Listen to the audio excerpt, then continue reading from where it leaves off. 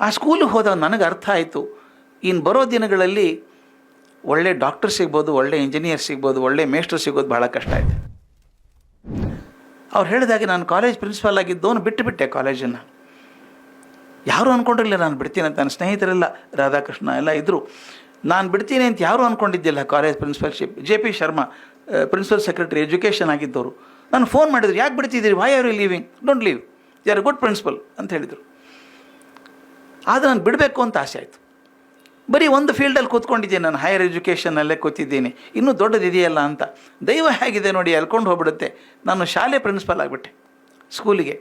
ನರಸಿಂಹಯ್ಯನವ್ರು ಮನೆಗೆ ಬಂದು ಬೈದರು ನನಗೆ, ಹುಚ್ಚಿದೇನ್ರಿ ನಿಮಗೆ, ಎಲ್ಲರೂ ಕಾಲೇಜ್ ಬಿಟ್ಟು ಯೂನಿವರ್ಸಿಟಿಗೆ ಹೋಗ್ತಾರೆ, ನೀವು ಕಾಲೇಜ್ ಬಿಟ್ಟು ಸ್ಕೂಲಿಗೆ ಹೋಗ್ತೀರಲ್ರಿ ಅಂತ ಬೈದರು. ಏನು ಬೈದರು ಅಡ್ಡಿಲ್ಲ, ರಾಜಾರಾಮಣ್ಣ ಮಾತ್ರ ನೀವು ಹೋಗು ಪರವಾಗಿಲ್ಲ ಹೋಗು ಅಂದರು. ಆ ಸ್ಕೂಲಿಗೆ ಹೋದಾಗ ನನಗೆ ಅರ್ಥ ಆಯಿತು, ಇನ್ನು ಬರೋ ದಿನಗಳಲ್ಲಿ ಒಳ್ಳೆ ಡಾಕ್ಟರ್ ಸಿಗ್ಬೋದು, ಒಳ್ಳೆ ಇಂಜಿನಿಯರ್ ಸಿಗ್ಬೋದು, ಒಳ್ಳೆ ಮೇಸ್ಟ್ರು ಸಿಗೋದು ಭಾಳ ಕಷ್ಟ ಇದೆ, ಬಹಳ ಕಷ್ಟ ಇದೆ. ಈಗಂತೂ ನೋಡ್ತಾ ಇದ್ದೀನಿ ಪ್ರಪಂಚದಾದ್ಯಂತ ಇಷ್ಟೊಂದು ಸಂಸ್ಥೆಗಳನ್ನು ಮಾಡಿದ್ದೀವಿ ನಾವು, ಒಂದೂ ನನ್ನದಲ್ಲ, ಎಲ್ಲ ಅವ್ರದ್ದೇ ಶಾಲೆಗಳು. ಅವ್ರ ಶಾಲೆ ಹೆಸರಿಟ್ಟೆ ಅವ್ರನ್ನ ಬೆಳೆಸಿ ಅವ್ರು ಬಿಟ್ಟುಬಿಡೋದು ಅಷ್ಟೇ, ಅವ್ರು ಬೆಳೆಸ್ರಿ ಅಂತ. ಆ ಶಾಲೆಗಳನ್ನು ನೋಡಿದಾಗ ಅನ್ನಿಸ್ತದೆ ನನಗೆ, ಕೆಲಸ ಮಾಡಿದರೆ ಪ್ರೈಮರಿಯಲ್ಲಿ ಮಾಡಬೇಕು, ಸಸಿ ಸಣ್ಣದಿದ್ದಾಗಲೇ ಹಾಕಬೇಕು, ಕಡ್ಡಿ ಕೊಡಬೇಕು, ಒಂದು ಬೇಲಿ ಹಾಕಬೇಕು. ಈ ಚಿತ್ರ ನನ್ನ ಕಣ್ಣು ಒಂದು ಭಾಳ ಗಟ್ಟಿ ಕೂತ್ಕೊಂಡ್ಬಿಟ್ಟಿದೆ. ಸಸಿ ಸಣ್ಣದಿದ್ದಾಗ ಒಂದು ಬೇಲಿ ಹಾಕ್ತೇವೆ, ಒಂದು ಕಡ್ಡಿ ಕೊಡ್ತೇವೆ. ಕಡ್ಡಿ ಕೊಡದೆ ಹೋದರೆ ಗಿಡ ಸೊಟ್ಟಾಗಿ ಬರುತ್ತೆ, ರಸ್ತೆ ಗಡ್ಡ ಆಗುತ್ತೆ, KBR ಕತ್ತರಿಸಾಕ್ತಾರೆ, ಬೈತೀವರು KBR ಕತ್ತರಿಸ್ಬಿಟ್ರೆ ನೋಡ್ರಿ ಗಿಡ ಅಂತ. ಸೀದಾ ಹೋಗಿದ್ರೆ ಯಾಕೆ ಕತ್ತರಿಸ್ತಾ ಇದ್ರು?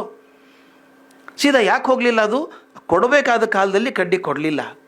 ಯಾರು ಮೌಲ್ಯಗಳನ್ನು ಆ ಕಾಲಕ್ಕೆ ಹಾಕಲಿಲ್ವೋ ಅಡ್ಡದಾರಿ ಹಿಡಿತಾರೆ. ನಾವು ಎಷ್ಟೋ ಸಲ ಹುಡುಗರನ್ನ ಬೈತೇವೆ, ಹುಡುಗರು ನನಗೆ ಇಷ್ಟನೇ ಆಗಲ್ಲ, ನನಗೆ ಯಾರನ್ನ ಬಗ್ಗೆನೂ ಬೈಯಬೇಕು ಅಂತ ಮನಸ್ಸು ಇಲ್ಲ, ನನ್ನ ಸ್ವಭಾವ ಅಲ್ಲ ಅದು. ಮಕ್ಕಳಿಗೆ ಅಯ್ಯೋ ಸಂಸ್ಕೃತಿನೇ ಇಲ್ಲ, ಇವರಿಗೆ ಏನೂ ಸಂಸ್ಕೃತಿ ಇಲ್ಲ ಹುಡುಗರಿಗೆ ಅಂತಾರೆ. ಅನ್ಬೇಡಿ, ಯಾಕಂದರೆ ನಿಮಗೆ ಸಂಸ್ಕೃತಿ ಇದೆ ಅಂತ ನಂಬಿಕೆ ಇದೆಯಾ? ನಿಮಗೆ ಸಂಸ್ಕೃತಿ ಇದೆ ಅಂತ ಅನಿಸಿದರೆ ನಿಮ್ಮ ಅಪ್ಪ ಅಮ್ಮ ಕೊಟ್ಟದ್ದು, ಅವ್ರು ಸಣ್ಣಂದಿರುತ್ತೆ ನಿಮ್ಗೆ ಕಲಿಸಿದ್ರು ಅಂತ ನಿಮ್ಮ ಸಂಸ್ಕೃತಿ ಮೇಲೆ ಉಳ್ಕೊಳ್ತು. ಮಕ್ಕಳಿಗೆ ಇಲ್ಲ ಅಂದರೆ ನಾವು ಕಲಿಸಿಲ್ಲ ಅಂತ ಅರ್ಥ. ಆದ್ದರಿಂದ ಮಕ್ಕಳಿಗೆ ಸಂಸ್ಕೃತಿ ಇಲ್ಲ ಅಂದರೆ ನಾವು ಕಲಿಸೋದ್ರಲ್ಲಿ ಸೋತಿದ್ದೀವಿ ಅಂತ ಅದನ್ನು ಮರಿಬಾರ್ದು ನಾವು ಯಾವಾಗಲೂ. ಅದರಿಂದ ನನಗೊಂದು ಹುಚ್ಚು ಹಿಡಿದು ಬಿಟ್ಟಿದೆ. ಈಗ ಏನು ಕಲಿಸಿದ್ರು ಮಕ್ಕಳಿಗೆ ಸಣ್ಣ ವಯಸ್ಸಿಗೆ ಕಲಿಸ್ಬೇಕು. ಆ ಕಲಿಸದೆ ಹೋದರೆ ಮುಂದೆ ಉಳಿಯಲ್ಲ. ಚಿಕ್ಕಂದಿನ ವಿದ್ಯೆ ಚೂಡಾರತ್ನ ಅಂತ ಹೇಳಿದ್ದು, ಅದಕ್ಕೆ ಹುಚ್ಚು ಹಿಡಿದು ಪ್ರೈಮರಿ ಶಾಲೆಗೆ ಹೋದದ್ದು. ನನಗನ್ಸಿದ್ದು ಗೊತ್ತಾಗ್ಬಿಟ್ಟಿದೆ ಈಗ, PhD ಮಾಡಿಸೋದು ತುಂಬ ಸುಲಭ. ನರಳಿಯವರು ಮಾಡಿಸಿದ್ದಾರೆ ಸಾಕಷ್ಟು ಜನ PhDಗಳನ್ನು, ನಾನೊಂದಿಷ್ಟು ಜನ ಮಾಡಿಸಿದ್ದೀನಿ. ನನಗೆ ಅರ್ಥ ಆಯಿತು, PhD ಮಾಡಿಸೋಷ್ಟು ಸುಲಭದ ಕೆಲಸ ಜಗತ್ತಲ್ಲಿ ಇನ್ನು ಯಾವುದೂ ಇಲ್ಲ. ಯಾಕಂದರೆ ಅವ್ರಿಗೂ ಗೊತ್ತಿಲ್ಲ, ನಮಗೂ ಗೊತ್ತಿಲ್ಲ, ಇಬ್ಬರು ಕೂಡ ಹುಡುಕ್ಬೇಕಲ್ಲ. ಗೊತ್ತಿದ್ರೆ ರಿಸರ್ಚ್ ಹೆಂಗಾಗ್ತದೆ ಅದು. MSc ಹುಡುಗರು ಪಾಠ ಮಾಡೋದು ತುಂಬ ಸುಲಭ, ಅವ್ರ ಪ್ರಶ್ನೆ ಕೇಳೋದೇ ಇಲ್ಲ, ಯಾಕಂದರೆ ಇಂಟರ್ನಲ್ ಅಸೆಸ್ಮೆಂಟ್ ನಿಮ್ಮ ಕಡೆ ಇರುತ್ತೆ. BSc ಹುಡುಗರು ಪಾಪ ಸುಸ್ತಾಗ್ಬಿಟ್ಟಿದ್ದಾರೆ, ಅವರು CETಗೆ ಆಗಿಲ್ಲ, ಏನೂ ಆಗಿಲ್ಲ. ಕೆಲವರು ಮಾತ್ರ ಆಸಕ್ತಿಯಿಂದ ಬಂದಿದ್ದಾರೆ, ಪ್ರಶ್ನೆ ಕೇಳಲ್ಲ ಅವರು. PUC ಹುಡುಗರನ್ನ ಮಾತಾಡ್ಸೋಂಗೆ ಇಲ್ಲ ನೀವು, ಯಾಕಂದರೆ ಅವ್ರು PCMB ಅವ್ರ ಅಪ್ಪ ಅಮ್ಮನ ಹೆಸರು ಕೂಡ ನೆನಪಿಲ್ಲ, ಈಗ 2 ವರ್ಷ ಆಗಿರ್ತಾರೆ. 10th ಹುಡುಗರು board examination, 9th preparation for board ಎಲ್ಲ ಬಂದು ಕೊನೆಗೆ ನನಗನ್ನಿಸಿದ್ದು, ನಿಜವಾಗಲೂ ಏನಾದರೂ ಚೈತನ್ಯ ಬುಗ್ಗೆ ಉಳಿದಿದ್ದರೆ ಅದು ಪೂರ್ವ ಪ್ರಾಥಮಿಕ ಹಂತದಲ್ಲಿ ಉಳ್ಕೊಂಡಿದೆ, ಪ್ರಾಥಮಿಕ ಹಂತದಲ್ಲಿ ಉಳ್ಕೊಂಡಿದೆ. ಅಲ್ಲಿ ಹಿಡಿಬೇಕ್ರಿ ಮಕ್ಕಳನ್ನು ನಾವು. ಎಷ್ಟು ಚಂದ ಮಕ್ಕಳ ಹತ್ರ ಹಾಡೋದು ಗೊತ್ತಾ? ಅವ್ರು ನಿಜವಾಗ್ಲೂ ನಮ್ಮ ಮನಸ್ಸು ಚೆನ್ನಾಗಿ ಆಗಬೇಕು ಅಂದರೆ ಮಕ್ಕಳ ಹತ್ರ ಆಟ ಆಡಬೇಕು, ಅವ್ರಿಗೆ ಪಾಠ ಮಾಡಬೇಕು. ನಾನೊಂದು ದೊಡ್ಡ ಡಿಕ್ಲರೇಷನ್ ಮಾಡಿಬಿಟ್ಟಿದ್ದೆ, ಏನು ಬೇಕಾದರೂ ಪ್ರಶ್ನೆ ಕೇಳ್ಬೋದು ಮಕ್ಕಳೇ ನೀವು ಅಂತ ಸ್ಕೂಲಲ್ಲಿ ಹೇಳಿಬಿಟ್ಟಿದ್ದೆ. ಉದ್ದಟತನ ಹಂಗೆ ಹೇಳ್ಬಾರ್ದಾಗಿತ್ತು ನಾನು. ದೊಡ್ಡವ್ರ ಪ್ರಶ್ನೆಗೆ ಸುಲಭವಾಗಿ ಉತ್ತರ ಕೊಡ್ಬೋದು, ಮಕ್ಕಳ ಪ್ರಶ್ನೆಗೆ ಉತ್ತರ ಕೊಡೋಕ್ಕಾಗೋದೇ ಇಲ್ಲ. ಒಂದು ದಿವಸ ಹುಡುಗಿ ಬಂದು, sir I have a question sir ಅಂದು. ಶೂಟ್ ಅಂದೆ. Sir why do you close your eyes while sleeping sir? ಮಲ್ಕೊಂಡ ಕಣ್ಣು ಯಾಕೆ ಮುಚ್ಚಬೇಕು? ಯಾರಾದರೂ ಕೇಳಿದ್ದಾರೆ ಸ್ವಾಮಿ ಇದನ್ನು, ಕಣ್ಣು ಯಾಕೆ ಮುಚ್ತೀರಿ? ಆಕೆ ನಾನು ಹೇಳ್ಬೋದು, ಬಯೋಲಾಜಿಕಲ್ ಹೇಳ್ಬೋದು, ಕಣ್ಣು ಬೆಳಕು ಬಿದ್ದರೆ ಪ್ಯೂಪಿಲ್ ಡೈಲೇಟ್ ಆಗುತ್ತೆ, ನಿದ್ದೆ ಎಲ್ಲ ಆಕೆಗೆ ಅರ್ಥ ಆಗಲ್ಲ. ಆಕೆಗೆ ಅರ್ಥ ಆಗೋಂಗೆ ಹೇಳೋದು ನನ್ನ ಜವಾಬ್ದಾರಿ. ನಾನು ಕೇಳಿದೆ ಹಾಸ್ಟೆಲಲ್ಲಿ, residential school, fully residential school, ನೀನು ಭಾನುವಾರ ಮಧ್ಯಾಹ್ನ ಮಲ್ಕೋತೀಯಲ್ಲ, ಊಟ ಆದಮೇಲೆ ಮಲ್ಕೋತೀನಿ, ನಿನ್ನ ಪಕ್ಕ ಕಿಟಕಿ ಇದೆಯಾ? ಕಾಟ್ ಪಕ್ಕ ಕಿಟಕಿ ಇದೆ, ಮತ್ತು ಬೆಳಗ್ಗೆ ಬರುತ್ತಲ್ಲ, ಹೇಗೆ ಮಲ್ಕೋತೀಯ ಅಂದೆ. ಹಿಂಗೆ ಕೈ ಇಟ್ಕೊಂಡು ಮಲ್ಕೋತೀನಿ ಅಂದ್ಲು. ಹಂಗೆ ಯಾಕೆ ಇಟ್ಕೋತೀಯ ಕೈ ಅಂದೆ. ಚುಚ್ಚತ್ತಲ್ಲ ಬೆಳಕು ಅಂದ್ಲು. ಮತ್ತು ಕರ್ಟನ್ ಹಾಕ್ಕೋಬೇಕು ಅಂದೆ. ಹಾಂ ಕರ್ಟನ್ ಹಾಕ್ಕೋಬೋದು ಅಂದ್ಲು. ನಾನು ಅದಕ್ಕೆ ಭಗವಂತ ಆಂಜನೇಯನಿಗೆ 2 ಒಳ್ಳೆ ಕರ್ಟನ್ ಕೊಟ್ಟಿದ್ದಾನೆ, ಕರ್ಟನ್ ಮುಚ್ಕೋ ಮಲ್ಕೋ ಅಂದೆ. ಆ ಹುಡುಗಿ ನನಗೆ ಗೊತ್ತಿದೆ ಅನ್ನಲಿಲ್ಲ, ಐ ಥಾಟ್ ಸೋ ಅಂದ್ಲು. ನೋಡಿ ಅಂದರೆ ಆ ಮಕ್ಕಳಿಗೆ ಎಷ್ಟು ಚಮತ್ಕಾರವಾಗಿ ವಿಚಾರ ಮಾಡ್ತಾರೆ. ಒಂದು ದಿವಸ 3 ಜನ ಹುಡುಗರು ಬಂದರು ನನ್ನ ಕಡೆಗೆ, ಆಲ್ ಅಮೇರಿಕನ್ಸ್, ಅಂದರೆ Indian settle in America for 3 generations. ಭಾನುವಾರ ಬೆಳಗ್ಗೆ ಬಂದರು. ಸರ್ ಒಂದು ಕ್ವಶನ್ ಇದೆ ಸರ್. ಏನು? ಇರುವೆ ಹೆಂಗೆ ಮಲ್ಕೊಳ್ಳುತ್ತೆ ಸರ್? ನಾನೇ ಹೆಂಗೆ ಮಲ್ಕೋತೀನಿ ಗೊತ್ತಿಲ್ಲ, ಇನ್ನು ಇರುವೆ ಮಲ್ಕೊಳ್ಳೋದು ಹೆಂಗೆ ಗೊತ್ತಾಗುತ್ತೆ ನನಗೆ? ನನಗೊಂದು ಅಡ್ವಾಂಟೇಜ್ ಇದೆ ಪ್ರಿನ್ಸಿಪಲ್ ಆದವರಿಗೆ, ಗೊತ್ತಿಲ್ಲ ಅಂದರೆ ಪ್ರಾಜೆಕ್ಟ್ ಅಂತ ಕೊಡೋದು. ಅದೊಂದು ಒಳ್ಳೆ ಕೆಲಸ ನಮಗೆ. ನಾನು ಅಡುಗೆ ಮನೆಗೆ ಮ್ಯಾನೇಜರ್ಗೆ ಫೋನ್ ಮಾಡಿದೆ, ಒಂದು ಪರ್ಲ್ ಪೆಟ್ ಬಾಟ್ಲೊಳಗೆ 3 ಇರುವೆ ಹಾಕ್ಕೊಂಡು ತೊಗೊಂಬ, ಒಂದು ಕಲ್ ಸಕ್ಕರೆ ಹಾಕು, ಮೇಲೆ ಮುಚ್ಚಲಕ್ಕೆ ಒಂದಿಷ್ಟು ತೂತು ಮಾಡಿ ತೊಗೊಂಡು ಬಂದೆ. 10 ನಿಮಿಷಕ್ಕೆ ತಂದ ಅವನು. ಹುಡುಗರಿಗೆ ಕೊಟ್ಟೆ, ನೋಡಪ್ಪ ನನಗಂತೂ ಗೊತ್ತಿಲ್ಲ ಇರುವೆ ನಿದ್ದೆ ಮಾಡೋದು ಹೇಗೆ ಅಂತ, ನೀವು ಕಂಡುಹಿಡೀರಿ ಅಂತ ಕೊಟ್ಟೆ. ಅದನ್ನೇನು ವಿಂಬಲ್ಡನ್ ಟ್ರಾಫಿ ಹಿಡ್ಕೊಂಡಂಗೆ ಹೋದರು ರೂಮಿಗೆ. ಮಧ್ಯಾಹ್ನ ಊಟ ಆದಮೇಲೆ ಒಂದು ಸಲ ಹೋದೆ, ಏನು ನಡೆಸಿದಾರೆ ನೋಡೋಣ ಅಂತ. ಭಾಳ ಚಮಾಷೆ ಸರ್. ಅದೇ ಹೇಳ್ತೀನಿ, ನಾನು ಕಲ್ತದ್ದೆಷ್ಟು ಅಂತ. ಗುಂಡು ಟೇಬಲ್ ಇದೆ ಹಾಸ್ಟೆಲ್ ರೂಮಲ್ಲಿ, 3 ಜನ ಕೂತಿದ್ದಾರೆ ಹಿಂಗೆ, ಆ ಮಧ್ಯದಲ್ಲಿ ಒಂದು ಬಾಟ್ಲ್ ಇದೆ, ಹಿಂಗೆ ನೋಡ್ತಾ ಇದ್ದಾರೆ. ಈಗ ನೋಡಿದೆ ನಾನು, ಏನೇ ನ್ಯೂಸ್ ಅಂದೆ. No sir, we are still searching ಅಂದರು. ನಾವು ಒಳಗೆ ನೋಡಿದರೆ ನಾನು ಕೊಟ್ಟದ್ದು 3 ಕರಿ ಇರುವೆ ಅವರಿಗೆ, ಕರಿ ಬಣ್ಣ ದೊಡ್ಡ ದೊಡ್ಡ ಕಟ್ಟಿ ಇರುವೆಗಳು. ಈಗ ನೋಡಿದ್ರೆ ಒಳಗಡೆ ಒಂದು ಹಸಿರು, ಒಂದು ಕೆಂಪು, ಒಂದು ಕರಿ ಇರುವೆ ಇದೆ. ಇದೇನು ರೋ ಅಂತ ಕೇಳಿದೆ. ಅವ್ರು ಹೇಳಿದ್ರು 3 ಕರಿ ಇತ್ತಲ್ಲ ಸರ್, ಯಾವುದನ್ನು ನೋಡ್ತೀವಿ ಅಂತ ಗೊತ್ತಾಗ್ತಿದ್ದಿಲ್ಲ ನಮಗೆ. ಅದಕ್ಕೆ ಆರ್ಟ್ ರೂಮಿಗೆ ಹೋಗಿ ಒಂದಕ್ಕೆ ಹಸಿರು, ಒಂದು ಕೆಂಪು ಬಣ್ಣ ಬಿಡ್ತೀವಿ ಸರ್, ಈಗ ನಾವು ಕಪ್ ಒಂದೇ ನೋಡ್ತೀವಿ ಸರ್ ಅಂದ. ಕ್ಯಾರಿ ಆನ್, ಗುಡ್ ಲಕ್ ಅಂತೇಳಿ ಬಂದೆ. ಸಾಯಂಕಾಲ 6 ಗಂಟೆಗೆ ನನ್ನ ರೂಮಿಗೆ ಬಂದು ಏನು smiling from ear to ear ನಕ್ಬಿಟ್ಟು, ಸರ್ ಇರುವೆ ಹೆಂಗೆ ಮಲ್ಕೊಳ್ಳೋದು ಗೊತ್ತಾಯ್ತು ಸರ್. ಹೆಂಗೆ ಮಲ್ಕೊಳ್ಳುತ್ತೆ ಅಂತ ಕೇಳಿದೆ. ಏನಿಲ್ಲ ಸರ್, ಸುತ್ತಾಡುತ್ತೆ, ಆಮೇಲೆ ಮುಂದಿನ 2 ಕಾಲು ಎತ್ತಿಟ್ಬಿಟ್ಟು ತಲೆ ಅಡ್ಡ ಇಟ್ಟು ಒಂದು 15 ಸೆಕೆಂಡ್ ಮಲ್ಕೊಳ್ಳುತ್ತೆ ಸರ್. 15 ಸೆಕೆಂಡ್ ಹೆಂಗೆ ಸಾಕೋ ಅಂತ ಕೇಳಿದೆ. ಜೋರಾಗಿ ನಕ್ಕ. ಸರ್ ನಾವು ಇಟ್ಟು ದೊಡ್ಡವರು ಇದ್ದೀವಲ್ಲ ಸರ್, 6 ತಾಸು 7 ತಾಸು ಬೇಕು ಸರ್, ಇರಬೇಕು ಸಣ್ಣದಲ್ವ ಸರ್, ಸಾಕೋದಕ್ಕೆ. ಅವನೇನು ಹೇಳಿದ, ಅದು ಹೌದಲ್ಲೋ ನನಗೆ ಗೊತ್ತಿಲ್ಲಲ್ಲ. ನಾನೇನು ಮಾಡಿದೆ, ಮಹಾದೇವಪ್ಪ ಅಂತಿದ್ರು ಅಗ್ರಿಕಲ್ಚರ್ ಯೂನಿವರ್ಸಿಟಿಯಲ್ಲಿ, ಎಂಟಮಾಲಜಿಸ್ಟ್ ಅವ್ರು ಕೀಟಶಾಸ್ತ್ರದಲ್ಲೇ ಪೂರ್ತಿ ಜನ್ಮ ಕಳೆದವರು. ಅವ್ರಿಗೆ ಫೋನ್ ಮಾಡಿದೆ, ಮಹಾದೇವಪ್ಪ ಹುಡುಗರು ಹೇಳ್ತಾರೆ ಇರುವೆ ಹಿಂಗೆ ಮಲ್ಕೊಳ್ಳುತ್ತೆ ಅಂತ, ಹೌದಾ ಅಂದೆ. ಹೌದೌದು, ಇರುವೆ ಮಲ್ಕೊಳ್ಳೋದೆ ಹಾಗೆ, ಮುಂದಿನ 2 ಕಾಲು ಎತ್ತಿ ತಾಸಿಗೊಮ್ಮೆ ಒಂದು 10-15 ಸೆಕೆಂಡ್ ಮಲ್ಕೊಳ್ಳುತ್ತೆ, ಅದು ಇರೋದೇ ಹಾಗೆ ಅಂದರು. ಇರುವೆ ಹೆಂಗೆ ಮಲ್ಕೊಳ್ಳುತ್ತೆ ಅಂತ ಗೊತ್ತಾಗ್ಬೇಕಾದ್ರೆ ಒಂದು PhD ಬೇಕಾಯಿತು. ನಾನು PhD ಇದ್ರೂ ದಂಡ ನನಗೆ ಗೊತ್ತೇ ಇದ್ದಿದ್ದಿಲ್ಲ. ನನಗೆ ಆವಾಗ ಅರ್ಥ ಆದದ್ದು, ಅಕಸ್ಮಾತ್ ಅಂತ ನನಗೆ ಗೊತ್ತಿತ್ತು ಅಂತ ಇಟ್ಕೊಳ್ಳಿ, ಮಕ್ಕಳು ಇರುವೆ ಹೆಂಗೆ ಮಲ್ಕೊಳ್ಳುತ್ತೆ ಅಂತ ಹಿಂಗೆ ಹೇಳಿಬಿಡ್ತಿದ್ದೆ, ಗಾಲಿ ಎತ್ತಿ ಮಲ್ಕೋತದೆ ಅಂತ ಹೇಳಿದರೆ it would have gone to their information base. But since they discovered it themselves, it goes to the knowledge base. ಅವ್ರಿಗೆಂದು ಮರೆಯಲ್ಲ ಅದು. ಇದರ ಮುಂದುವರೆದ ಭಾಗ ಹೇಳಬೇಕು ನಾನು, ಹೇಗೆ ಇವತ್ತೇನು ಮಾಡಿದ್ದು, ಸಸಿ ಹಾಕಿದ್ದು ಮುಂದೆ ಹೇಗೆ ಮರ ಆಗುತ್ತೆ ಅಂತ. ಆ ಘಟನೆ ಆಗಿ 22-23 ವರ್ಷ ಆಗಿರಬೇಕು. ನಾನು ಪ್ರತಿ ವರ್ಷ ಪಾಠ ಮಾಡೋಂಗೆ ಅಮೆರಿಕಕ್ಕೆ ಹೋಗಿದಾಗ ಯೂನಿವರ್ಸಿಟಿ ಆಫ್ ಕ್ಯಾಲಿಫೋರ್ನಿಯಾ ಬರ್ಕಲಿ ಅಂತಿದೆ ಸ್ಯಾನ್ ಫ್ರಾನ್ಸಿಸ್ಕೋದಲ್ಲಿ. ಅಲ್ಲಿ ಕ್ಲಾಸ್ ಮುಗಿಸಿ ಏರ್ಪೋರ್ಟ್ ಹತ್ರ ಇದಕ್ಕೆ ಪಾರ್ಕಿಂಗ್ ಪ್ಲೇಸ್ ಹತ್ರ ಹೋಗ್ತಾ ಇದ್ದೆ. ಹುಡುಗ ಓಡಿ ಬಂದ, ದಂಡಿಗೆ ಹುಡುಗ ಓಡಿ ಬಂದು ಪಟ್ಟು ಕಾಲು ಮುಟ್ಟು ನಮಸ್ಕಾರ ಮಾಡಿದ. ಸರ್ ರಿಕಗ್ನೈಸ್ ಮೀ ಸರ್ ಅಂದ. ಹೆಂಗೆ ರಿಕಗ್ನೈಸ್ ಮಾಡೋದು ಗೊತ್ತಿಲ್ಲಪ್ಪ, ನಾವು ಗೊತ್ತಾಗ್ತಾ ಇಲ್ಲ ಅಂದೆ. Sir I was student in JRS sir ಅಂದ. ವೆರಿ ಗುಡ್ ವೆರಿ ಗುಡ್, ಏನು ಹೆಸರು ಎಲ್ಲ ಹೆಸರು ಹೇಳ್ದ. ಆಮೇಲೆ ಏನು ಮಾಡ್ತಿದ್ದಿ ಇಲ್ಲಿ ಅಂದೆ. Sir you remember the ant sir ಅಂದ. ಆ್ಯಂಟ್ ವಿಚ್ ಆ್ಯಂಟ್ ಅಂತ ಕೇಳಿದೆ. Sir sleeping ant sir, you gave the project no sir ಅಂದ. ಓ ಎಸ್ ಐ ರಿಮೆಂಬರ್ ಅಂದೆ. I was one of them sir. ಆ 3 ಜನ ಪೈಕಿ ಒಬ್ಬ. ಏನು ಮಾಡ್ತಿದ್ದೀವಿ ಅಂದರೆ ನನಗೆ ಹೃದಯ ತುಂಬಿ ಬಂತಪ್ಪ, ಹೇಳಬೇಕು ನಾನು ಖುಷಿ ಆಗುತ್ತೆ. ಆ ಹುಡುಗ is working in the genetics department and has got 7 patents to his credit. 7 patents to his credit. And ಇಷ್ಟೆಲ್ಲ ಹೇಳ್ದ, everything started with that ant sir. ಯಾಕೆ ಹೇಳ್ತೀನಿ ಅಂದರೆ, ನಾವು ಮೇಷ್ಟು ಕ್ರಿಯೇಟಿವ್ ಟೀಚಿಂಗ್ ಬಗ್ಗೆ ಮೊಯ್ಲಿಯವ್ರು ಹೇಳಿದರು. ಯಾಕೆ ಕ್ರಿಯೇಟಿವ್ ಟೀಚಿಂಗ್ ಮಾಡಬೇಕು ಅಂದರೆ, ನಾನು ಪಾಠ ಮಾಡಿದ ಮಕ್ಕಳಿಗೆ ಅರ್ಥ ಆಗೋದು ಅಷ್ಟೇ ಅಲ್ಲ, ಅದು ಹೊಸ ಚಿಗುರು ಹುಟ್ಟಿಸ್ಬೇಕು ಮನಸ್ಸಲ್ಲಿ. ನಾನು ಕ್ಲಾಸಲ್ಲಿ ಟೀಚರ್ಸ್ ಹೇಳ್ತೀನಿ, ಕ್ಲಾಸ್ ಮುಗಿದ್ಮೇಲೆ ನೀವೇನು ಮಾಡ್ತೀರಿ, ಈ ನಮ್ಮ ಫಲಶ್ರುತಿ ಹೇಳ್ತಾರಲ್ಲ ಮಹಾಕಾವ್ಯ ಹೇಳಿದಾಗ, ವೇದ ಪಾರಾಯಣದ ಫಲ ಗಂಗಾದಿ ತೀರ್ಥ ಸ್ನಾನ ಫಲ, ಹಂಗೆ ನಾವೇನು ಮಾಡ್ತೀವಿ, what I did in my class today summary ಮಾಡ್ತೀವಿ.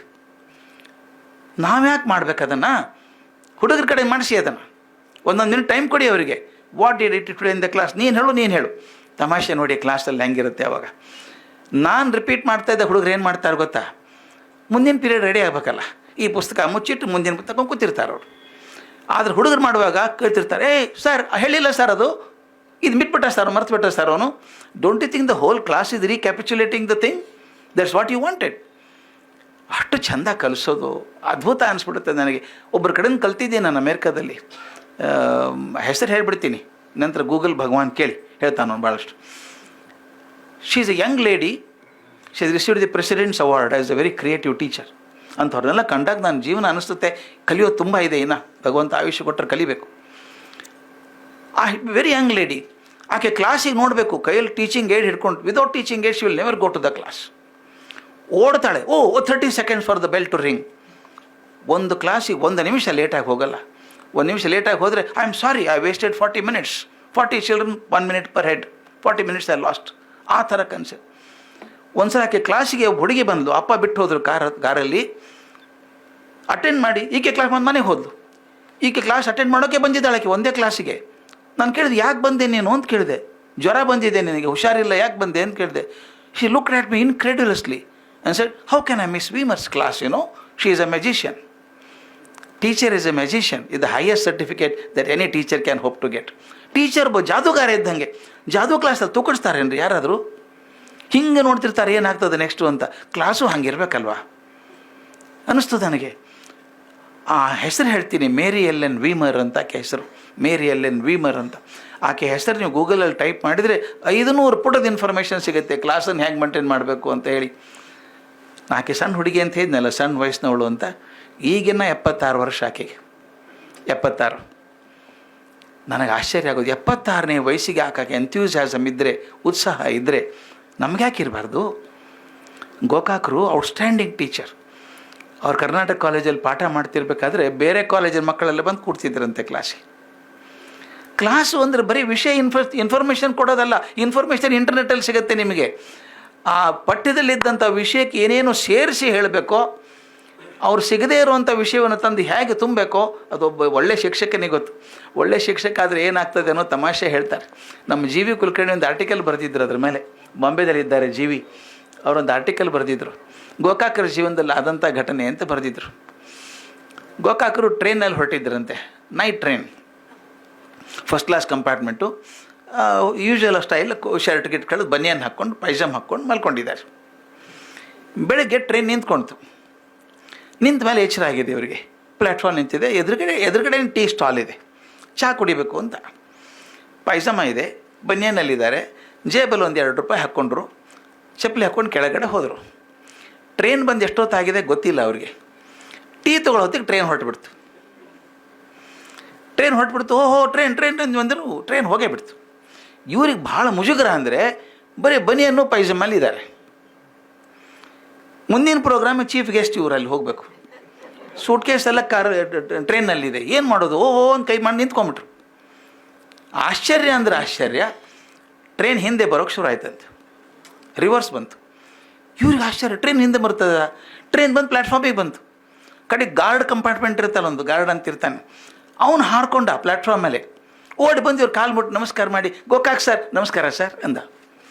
ನಾನು ಗಾರ್ಡ್ ಸರ್ ಟ್ರೈನಿಂದು, ನಿಮ್ಮನ್ನು ನೋಡಿದೆ ಸರ್, ಅಂದ್ಕೊಂಡೆ ಬಹುಶಃ ನೀವು ಮಿಸ್ ಆಗಿರ್ಬೇಕು ನಿಮಗೆ, ಅದಕ್ಕೆ ವಾಪಸ್ ತಂದೆ ಟ್ರೈನು.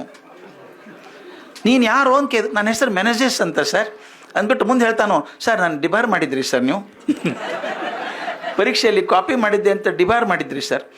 ಅಲ್ಲೋ ಡಿಬಾರ್ ಮಾಡಿದ್ರೆ ಟ್ರೈನ್ ಯಾಕೆ ವಾಪಸ್ ಕರ್ಕೊಂಡ್ಬಂದು ಅಂತ ಕೇಳಿದ್ರು ಅಂತಿವರು. ಸರ್ ನಾನು 3 ವರ್ಷ ಮಾಡಿದ್ರು ಸರ್, ನೀವು ಕಮ್ಮಿ ಮಾಡಿ 1 ವರ್ಷ ಮಾಡಿದ್ರಿ ಸರ್. ನಾನು BA ಮಾಡಿ ಈಗ ಗಾರ್ಡ್ ಆಗಿದ್ದೀನಿ ಸರ್, ನಿಮ್ಮ ಕೃಪೆ ಸರ್ ಅಂತಂದ. ಅದಕ್ಕೆ ಜಿ ವಿ ಕುಲಕರ್ಣಿ ಹೇಳ್ತಾ ಇದ್ರು, ಒಳ್ಳೆ ಮೇಷ್ಟ್ರು ಇದ್ದರೆ ಹುಡುಗರಿಗೆ ಕ್ಲಾಸಲ್ಲಿ ಸಂಭ್ರಮ ಇರುತ್ತೆ, ಖುಷಿ ಇರುತ್ತೆ, ಜ್ಞಾನ ಬರುತ್ತೆ, ಅಷ್ಟೇ ಅಲ್ಲದೆ ಟ್ರೈನ್ ಕೂಡ ವಾಪಸ್ ಬರುತ್ತೆ ಅಂತ.